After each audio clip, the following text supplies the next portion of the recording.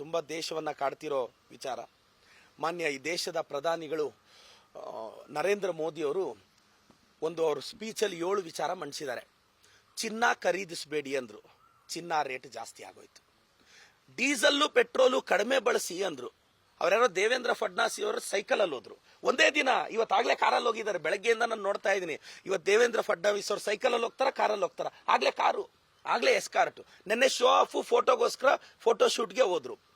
ಈಗ ಹೇಳ್ತಾ ಇದ್ದಾರೆ ಅವರು, ಅಡುಗೆ ಎಣ್ಣೆಯನ್ನ ಕಡಿಮೆ ಬಳಸಿ ಅಂತಿದ್ದಾರೆ.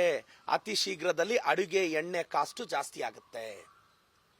ನ್ಯಾಚುರಲ್ ಫಾರ್ಮಿಂಗ್ ಅಂತಿದ್ದಾರೆ. ಏನ್ ನ್ಯಾಚುರಲ್ ಫಾರ್ಮಿಂಗ್ ಅಂದ್ರೆ ಫರ್ಟಿಲೈಸರ್ಸ್ನ, ಯೂರಿಯಾನ, ಡೈ ಅಮೋನಿಯಂ ಫಾಸ್ಫೇಟ್ನ, ಪೊಟ್ಯಾಷಿಯಂ ಅಂದ್ರೆ ಪೊಟ್ಯಾಶ್ನ ಕಡಿಮೆ ಬಳಸೋದು.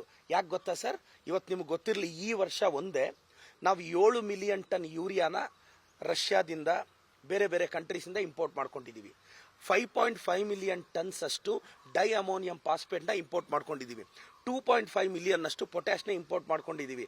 ನನಗೆ ಗೊತ್ತಿರೋ ಪ್ರಕಾರ ಇವರು ಇಂಪೋರ್ಟ್ ಟ್ಯಾಕ್ಸ್ ಜಾಸ್ತಿ ಮಾಡ್ತಾರೆ, ಲಾಭ ಬರಲಿ ಅಂತ.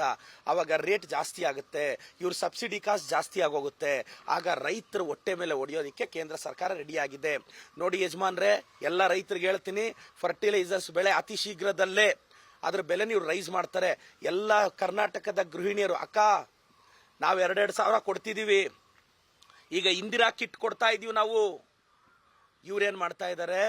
ಅಡುಗೆ ಎಣ್ಣೆಯ ಕಾಸ್ಟ್ ಜಾಸ್ತಿ ಮಾಡ್ತಿದ್ದಾರೆ. ಅಕ್ಕ, ಇದನ್ನೆಲ್ಲ ನೀವು ಮನಸ್ಸಲ್ಲಿ ಇಟ್ಕೋಬೇಕು. ನಿಮ್ಮ ಪರವಾಗಿ ನಮ್ಮ ಕಾಂಗ್ರೆಸ್ ಸರ್ಕಾರ ಇರೋದು.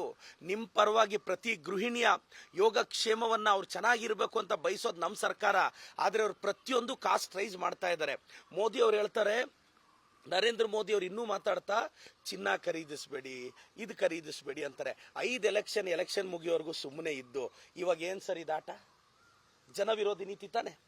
ಜನವಿರೋಧಿ ನೀತಿ. ಕಾಮನ್ ಮ್ಯಾನ್ ಹೊಟ್ಟೆ ಮೇಲೆ ಹೊಡಿತಾ ಇದ್ದಾರೆ. ಒಂದು ನೀಟ್ ಎಕ್ಸಾಮ್ ನಡೆಸೋ ಯೋಗ್ಯತೆ ಇಲ್ಲ. ನೋಡಿ, ಒಬ್ಬರೇನಾದ್ರೂ ಬಿಜೆಪಿ ಅವರು ಇಶ್ಯೂಸ್ ಮೇಲೆ ಮಾತಾಡ್ತಿದಾರ? ಹಿಜಾಬ್ ಇಟ್ಕೊಂಡಿದ್ದಾರೆ. ಯಾಕ್ರಿ ಮುಸ್ಲಿಂ ಧರ್ಮದವ್ರ ಬಗ್ಗೆ ನಿಮ್ಗೆ ಅಷ್ಟು ಕೋಪ? ಯಾಕೆ ಅಶೋಕಣ್ಣ? ಯಾಕೆ ಯತ್ನಾಳ್ ಸಾಹೇಬ್ರೆ? ಏನ್ ಯತ್ನಾಳ್ ಸಾಹೇಬ್ರೆ, ನಿಮ್ಗೆ ಏನೆಲ್ಲ ಓಪನ್ ಆಗಿದೆಯೋ ಅದೆಲ್ಲ ಮುಚ್ಕೊಳ್ಳಿ ಯತ್ನಾಳ್ ಸಾಹೇಬ್ರೆ, ಅಂದ್ರೆ ನಿಮ್ ಬಾಯಿ ಮುಚ್ಕೊಳ್ಳಿ ಅಂತ 3 ದಿನದಿಂದ ನಮ್ಮ ಸಿಎಂ ಬಗ್ಗೆ, DCM ಬಗ್ಗೆ ಒಂದು ಹೇಳಿಕೆ ಕೊಟ್ರು. ಆ ಹೇಳಿಕೆನ ನಾನು ಖಂಡಿಸ್ತೀನಿ. ಯತ್ನಾಳ್ ಸಾಹೇಬ್ರೆ, ದಯವಿಟ್ಟು ಏನೆಲ್ಲ ಓಪನ್ ಆಗಿದೆಯೋ ಅದೆಲ್ಲ ತಾವು ಕ್ಲೋಸ್ ಮಾಡ್ಕೊಂತೀರಾ. ಸಹಜವಾಗಿ ನಿಮಗೆ ಬಾಯಿ ಓಪನ್ ಆಗಿರುತ್ತೆ ಅಂತ ಬಯಸ್ತೀನಿ. ಏನೇನೋ ಮಾತಾಡಿದ್ದಾರೆ, ಅಂದ್ರೆ ಸಿದ್ದರಾಮಯ್ಯನವರು, DK ಶಿವಕುಮಾರ್ ಅವರು ಹಾಗೆ ಹೀಗೆ ಅಂತ ಯತ್ನಾಳ್ ಅವರು ಬಾಯಿಗೆ ಲಗಾಮಿಲ್ದೆ ಮಾತಾಡಿದ್ದಾರೆ. ದಯವಿಟ್ಟು ಯತ್ನಾಳ್ ಸಾಹೇಬ್ರೆ, ನಿಮ್ಮ ಬಾಯನ್ನ, ನಾಲಿಗೆಯನ್ನ ಸಾಧ್ಯವಾದಷ್ಟು ಹಿಡಿತದಲ್ಲಿ ಇಟ್ಕೊಳ್ಳಿ. ಇವಾಗೇನೋ ಶಾಲ್ ಹಂಚ್ತಾರಂತೆ ಸರ್. ಬಿಜಾಪುರದಲ್ಲಿ ಬಡವ್ರ ಮಕ್ಕಳಿದ್ದಾರೆ ಸರ್, ಟೆಕ್ಸ್ಟ್ ಬುಕ್ಸ್ ಕೊಡಿ ಸರ್, ನೋಟ್ ಬುಕ್ ಕೊಡಿ ಸರ್, ಬಟ್ಟೆ ಕೊಡಿಸಿ ಸರ್. ನಿಮ್ ಶಾಲು ಯಾರಿಗೆ ಬೇಕು ಸರ್? ಬಡ ಮಕ್ಕಳಿಗೆ ಕೊಡಿಸಿ. ಬೇಡ ಸರ್, ಬ್ರಾಹ್ಮಣ ಬಡ ಸಮುದಾಯದ ಅರ್ಚಕರ ಮಕ್ಕಳು ಸ್ಟ್ರಗಲ್ ಅಲ್ಲಿ ಇದ್ದಾರೆ, ಅವ್ರಿಗೆ ಏನಾದ್ರೂ ಸಹಾಯ ಮಾಡಿ ಸರ್. ಸರ್, ನೀವೆಷ್ಟು ಸಹಾಯ ಮಾಡ್ತೀರೋ ಅದ್ರ ಡಬಲ್ ನಾನು ಸಹಾಯ ಮಾಡ್ತೀನಿ ಸರ್. ಈಗ ಸರ್, ಅಶೋಕ್ ಅಣ್ಣ ಮೋದಿ ಅವ್ರಿಗಿಂತ ದೊಡ್ಡವರು. ಯಾಕೆಂದ್ರೆ ಅಶೋಕ್ ಅವ್ರಿಗೆ ಮೋದಿ ಅವ್ರಿಗಿಂತ ಒಳ್ಳೆ ಇಂಗ್ಲಿಷ್ ಬರುತ್ತೆ. ಅವರು ಮೋದಿ ಅವ್ರಿಗಿಂತ ಚೆನ್ನಾಗಿ ಇಂಗ್ಲಿಷ್ ಮಾತಾಡ್ತಾರೆ. ಮೋದಿ ಅವ್ರಿಗಿಂತ ಒಳ್ಳೆ ಅಡ್ಮಿನಿಸ್ಟ್ರೇಟರ್ ಅಶೋಕ್ ಅಣ್ಣ.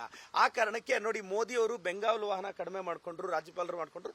ಅಶೋಕ್ ಅಣ್ಣ ಅಂದ್ರೆ ಎಸ್, ಅಶೋಕ್ ಅಣ್ಣ ಸುಪ್ರೀಂ. ಅಶೋಕ್ ಅಣ್ಣ ನನಗೆ ಗೊತ್ತಿರೋ ಪ್ರಕಾರ ಅವರು ಈ ದೇಶದ ಮುಂದಿನ ಪ್ರಧಾನಿಗಳಾಗಬೇಕು ಅಂತ ಕನಸು ಕಾಣ್ತಾ ಇದ್ದಾರೆ. ಅದಕ್ಕೆ ಅವರು ವಿರೋಧ ಪಕ್ಷದ ನಾಯಕ ಸೀಟನ್ನ ಸುನೀಲ್ ಅವ್ರಿಗೆ ಬಿಟ್ಕೊಡ್ತಾ ಇದ್ದಾರೆ. ಸುನೀಲ್ ತಗೋಪ್ಪ, ನಾನು ಪ್ರಧಾನಿ ಆಗ್ತೀನಿ, ನೀನು ಕುತ್ಕೋಪ್ಪ ಅಂತ. ಇನ್ನು ವಿಜೇಂದ್ರ ಅವ್ರಿಗೂ ಅಷ್ಟೇ. ಪಾಪ ಅಲ್ಲಿ ಯತ್ನಾಳ್ ಅವರು, ವಿಜೇಂದ್ರ ಅವರು ಕಿತ್ತಾಡ್ತಿದ್ದಾರೆ. ಬಟ್ ಈ ಸಂದರ್ಭದಲ್ಲಿ ನಾನು ಇಬ್ರು ಹಿರಿಯರನ್ನ, ಇವತ್ತು ನಮ್ಮ DK ಸಾಹೇಬ್ರು birthday, wish you happy birthday DK sir, ನಿಮ್ಗೆ ಒಳ್ಳೇದಾಗಬೇಕು. ಮತ್ತು ಯಡಿಯೂರಪ್ಪ ಸಾಹೇಬರು ಇತ್ತೀಚಿನ ದಿನಗಳಲ್ಲಿ ಬರ್ತ್ಡೇ ಆಚರಿಸಿದ್ರು. ಪಕ್ಷಾತೀತವಾಗಿ ಅವ್ರಿಗೂ ಹ್ಯಾಪಿ ಬರ್ಡೇ ಸರ್. ಯಡಿಯೂರಪ್ಪನವ್ರ ಕೊಡುಗೆ ತುಂಬ ದೊಡ್ಡದಿದೆ, ಅವ್ರಿಗೂ ಇದು ಮಾಡ್ತೀನಿ. ನಮ್ಮ ಫೈಟ್ ಏನಿದ್ರು ಐಡಿಯಾಲಜಿಕಲಿ, ನನ್ನ ಫೈಟ್ ಏನಿದ್ರು ವಿಜೇಂದ್ರ ಅಣ್ಣ ಜೊತೆ, ಯಡಿಯೂರಪ್ಪ ಸಾಹೇಬ್ರ ಬಗ್ಗೆ ಅಪಾರವಾದ ಗೌರವ ಇದೆ. Thank you sir.